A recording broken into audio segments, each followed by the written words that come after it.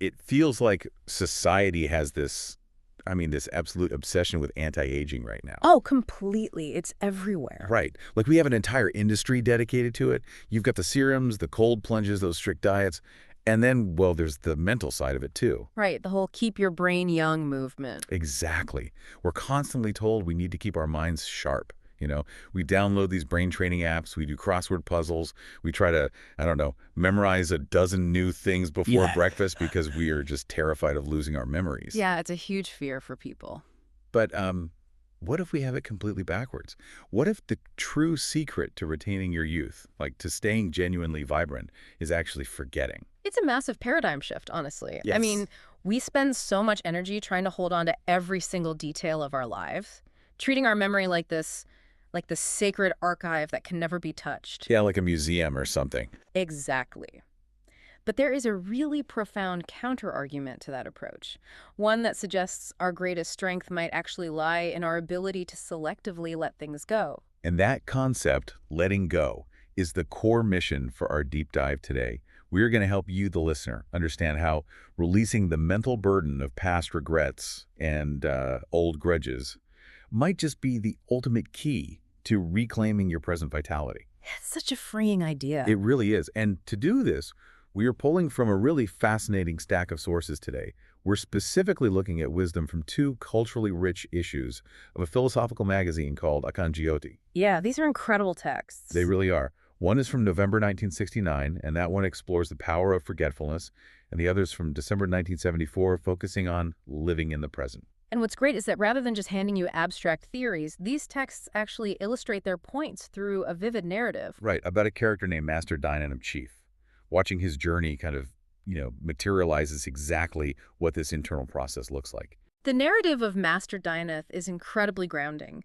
It takes these really high-level philosophical arguments about time and memory and places them squarely on the shoulders of an everyday person. A person who is just, well, simply feeling the crushing weight of getting older. Exactly. Think about it like a physical backpack. I mean, you wouldn't go for a morning jog carrying a backpack full of rocks, right? Definitely not. You wouldn't make it past the driveway. Exactly.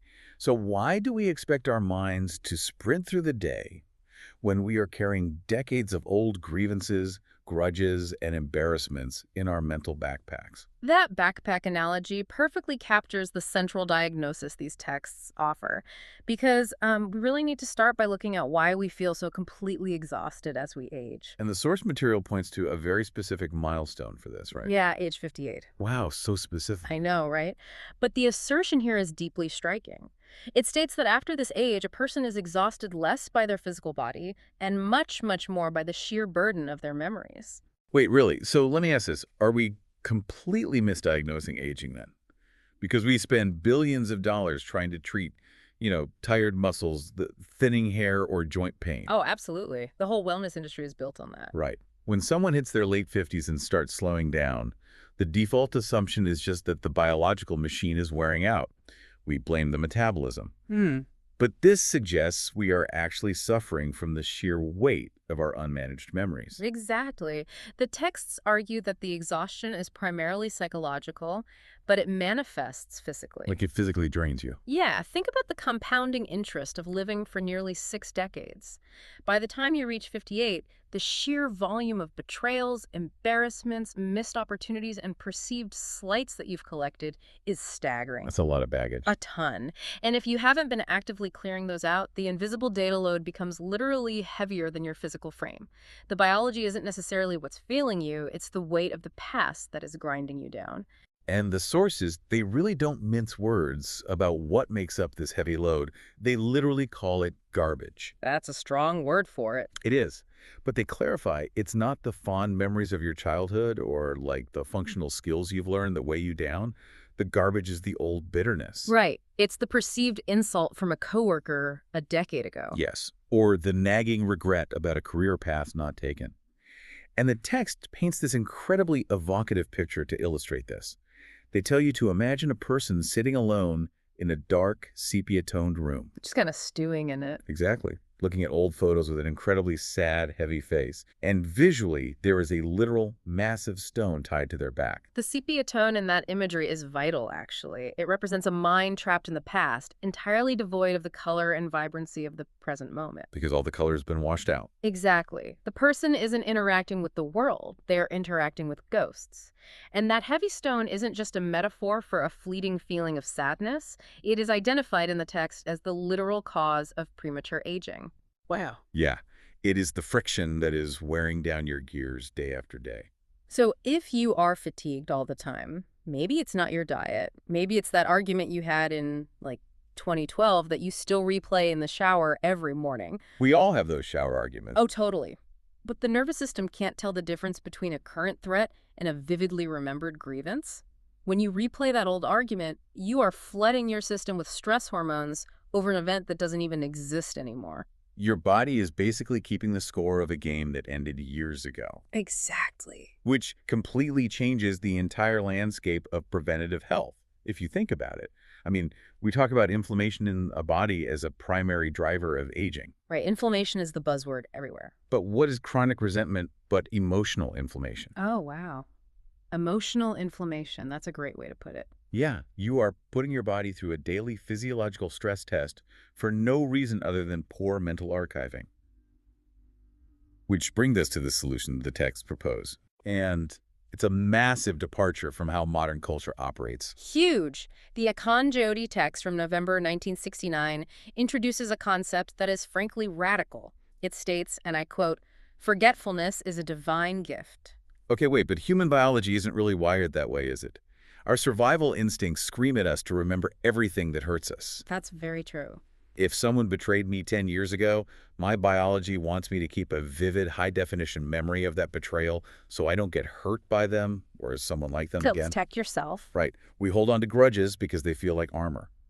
So how do we reconcile this intense biological drive to protect ourselves with the idea that forgetting is actually a superpower, like a divine gift? That tension between survival instinct and actually thriving is exactly what the text addresses. It draws a very sharp line between functional memory and emotional hoarding. Okay, what's the difference there? So functional memory is remembering that fire burns so you don't touch the stove. That keeps you safe. Makes sense. Emotional hoarding, on the other hand, is obsessing over the person who pushed you into the stove 20 years ago, to the point where you can't even enjoy a warm campfire today. Oh, that is such a clear distinction. Right. The 1969 text issues a very stark warning here. Anyone who holds on to past events is actively strangling the energy of their present moment. Your so-called armor is actually suffocating you. Strangling the energy of the present. That is a really visceral way to put it. It implies you have this finite amount of oxygen for your day, and your past is essentially using it all up. That's exactly it. Which brings us back to the narrative of Master Dinanath. So we left him in that dark, sepia-toned room with the heavy stone of garbage tied to his back. Right, carrying all that weight. But the story hits a turning point where he finally recognizes that this armor is killing him. He makes a choice. And the narrative really emphasizes how physical and deliberate this choice is. He doesn't just sit there and vaguely hope he feels better tomorrow. Like most of us do, let's be honest. Oh, for sure. But he takes a deep, conscious breath, physically picks up that heavy bag of grievances, that literal stone, and throws it into a river. And the visual shift described in the source is immediate and dramatic. The moment the bag hits the water, his face instantly glows with relief. The sepia tone completely vanishes. Yes, he moves out of that dark, stagnant room and steps right into bright, vibrant sunlight. The transition from the stagnant dark room to the flowing river and the bright sunlight represents the shift from the dead past to the living present. A river is constantly moving. Right, it never holds on to the same water twice. By throwing the bag into the river, Master Dinanath aligns himself with the natural flow of time. He stops trying to dam up the past, which is an impossible, totally exhausting task. The core thesis here is just so profound. Saying goodbye to unpleasant memories isn't just a nice, polite thing to do if you have the spare time. It's not a luxury. No, it is the absolute foundation of mental health. If you don't do this, nothing else you try will work. You can meditate all day, you can drink all the green juice in the world, but if you are still holding the bag of rocks, You're just a really healthy person carrying a bag of rocks. That's spot on. And the sources use two brilliant metaphors to drill down into the mechanics of this.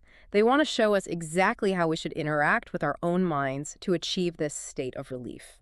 Okay, what's the first one? The first is an ancient elemental metaphor. The text describes the past as ashes, and it explicitly warns, do not put your hands in it. Ashes. Because when a fire burns out, what is left is ash. Right. There is no heat left, there is no light left, there is absolutely nothing left to ignite. When you think about it, why do we dig in the ashes of our past? Yeah.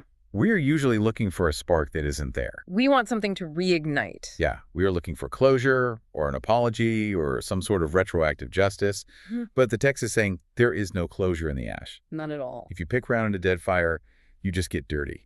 Your hands get covered in soot, and you inevitably spread that mess onto whatever you touch next in your present life. Exactly. You ruin your current mood because you were digging around in a decade-old disappointment. Yeah, the ashes metaphor makes perfect sense for explaining why engaging with the past is useless. Mm-hmm. But it doesn't entirely solve the storage problem for me. What do you mean?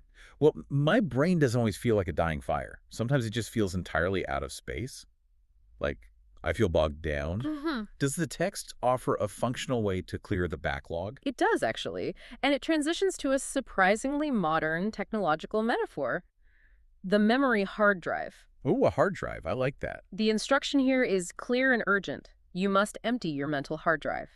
The text explains that regret and resentment actively drain your vital force because they take up massive amounts of processing power. They're running in the background. Yes. By actively clearing out the drive, you create the necessary storage space for new peace and joy to actually install themselves. You know, it's like staring at a computer that's freezing up because the hard drive's at 99% capacity. Mm. We sit there getting frustrated, slamming the keyboard, and we blame the machine for being old. Oh, this laptop is just past its prime. Right. But really, the hardware is perfectly fine. The circuitry is intact. It just desperately needs to have its trash bin emptied. What that metaphor reveals is that we are blaming our biological age for a problem that is actually a catastrophic information management issue. If I have 50 background processes running, Yeah. like my resentment towards a former boss, my guilt over a parenting mistake I made 10 years ago, my anger at a family member who insulted me, of course my system is going to lag. How could it not? I have no RAM left for today. I can't be present for my actual life because all my computing power is tied up in rendering the year 2014. This reveals the central paradox of this entire deep dive. The emptier you are in the present moment, meaning the less baggage you are actively processing, the more filled you will be with vibrant energy. That's wild. Emptier means more full. Yes. Emptiness in this context does not mean being vacant, ignorant, or shallow. It means being unburdened. It means having maximum bandwidth available to experience the now. Maximum bandwidth for the now. I mean, that sounds incredible. But this brings us to the absolute hardest part of this whole concept. Implementing it. Yeah. We could talk about throwing bags into rivers and emptying trash bins on a hard drive all day. But the human brain isn't a computer file you can just drag and drop into a little icon on your desktop. Unfortunately not. When someone deeply wrongs you, the ego gets involved. The ego demands justice. It demands that we hold on to the anger until the universe somehow makes it right. It really does. So how does this text suggest we actually bypass our own stubborn human nature? How do we achieve this emptiness? Well, the sources define the ultimate goal of this process very clearly.